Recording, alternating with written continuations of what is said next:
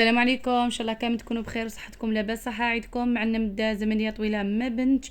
يعني اليوم جيتكم بهذه الفيديو تاعي، ان شاء الله طليت عليكم غير في الخير يا رب العالمين.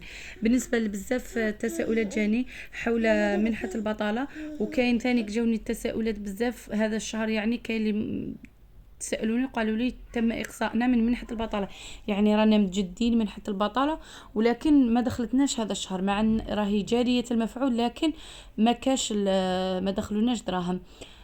نقول لكم مازال يعني 31 ديسمبر 2026 وآخر أجل بالنسبة للمستفادين من منحة البطالة، يعني من 2022 و 2022 هذيك من 2022 هما اللي راح يتم يعني اقصائهم في 31 ديسمبر 2026. بالنسبه للناس اللي وحده قالت لي انا من 2024 وهذا الشهر ما دخلتنيش، شوفي الاخت روحي حاولي انك جدي، ولا بالك بحثوا لك على تحيين الملف وما رحتش درتي له تجديد. تحيين نقصد بها هي تجديد الملف، ولا راهم بحثوا لك على طلب عمل وما شفتيش. يعني كاين هذو 3 حالات. اما باش يقصيوك غير هكذاك والله اعلم وانت راك تقولي جاريه، وروحي شوفي في حسابك البريدي، يعني روحي لابوست وتاكدي من دراهمك اذا دخلوا. اما بالنسبه لوحده قالت لي باللي انا يعني كنت نخلصها من 2022 وهذا الشهر تانيك ما دخلتنيش. الله اعلم الاخت، بالك ما درتيش التجديد ولا باسكو كاين اللي راهم مغلطينهم يقول لك التجديد. بزاف اسئله جاتني في القناه تاعي، وقالت لي وحده قالت لي باللي نديروا التجديد غير في يعني هذا العام الجديد ما نديروش تيك من العام. هي خطا، يعني فهموها باللي ما يزيدوش يديروا التجديد باسكو في ديسمبر رايحه يعني تكون نهايه منحه البطاله، ولا هذا خطأ. هي لا التجديد يبقى كما كان بكري، يعني كما كنتوا تجدوا بكري تبقاو تجدوا الوقت هذا. كاين سؤال آخر. كاين اللي بحثوا لهم على العمل المرة الأولى فقط وتم إقصائهم.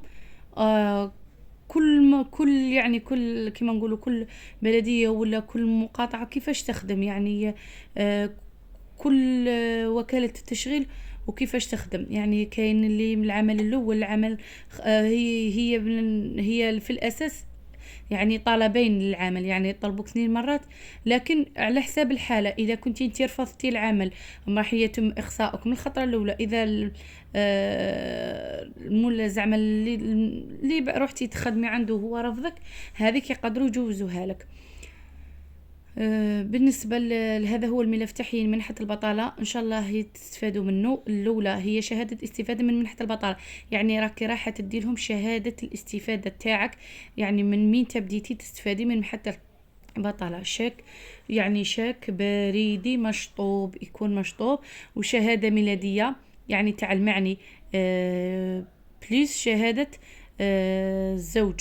يعني هنا بالنسبة للمرأة إذا كانت هي اللي تستفاد تدي شهادة زوجها، بالنسبة للراجل اللي كان مستفاد ومتزوج يدي شهادة الزوجة تاعو. نسخة من بطاقة تعرف البيومترية، يعني إذا انتيا تدي بطاقتك البيومترية وزيدي ديري نسخة للزوج تاعك، ثانيك تدي له فوتوكوبي تاعو. وبالنسبة نسخة من الدبلوم، يعني إذا كان عندك دبلوم ولا ما عندكش دبلوم تدي شهادة مدرسية لمواليد بعد سنة 2000، يعني اللي زايدين فوق 2000 وطلع يدو شهادة مدرسية وشهادة عدم الزواج. وقلنا شهادة عدم زواج أو شهادة عائلية أو شهادة عدم إعادة زواج. بالنسبة هذا شهادة عدم الزواج بالنسبة للعازب، وشهادة عائلية بالنسبة ثانيك تديها للعازب ولا المتزوجة، وشهادة عدم إعادة زواج يعني اللي مش معودة مطلقة كما احنا نقول. مش خدمة الوطنية بالنسبة ليجان، هذوك ليجان اللي يعني تجاه الخدمة الوطنية، يعني يكونوا مفوتين الخدمة الوطنية تاعهم. وهذيك الكاسنوس والكناس وكاع بلي ما كيش خادمه مقبل. ان شاء الله تكون عجبتكم لا فيديو تاعي. اي تساؤل خلوه لي في القناه، واي استفسار ان شاء الله نكون جاوبتكم على كامل تساؤلات تاعكم. ما تنسونيش بالاشتراك في القناه أو الإعجاب. أي استفسار، أي سؤال ما عندكمش إجابة عليه، خلوه لي في الكومنتات، إن شاء الله راح نجاوبكم في فيديو آخر. السلام عليكم ورحمة الله تعالى وبركاته.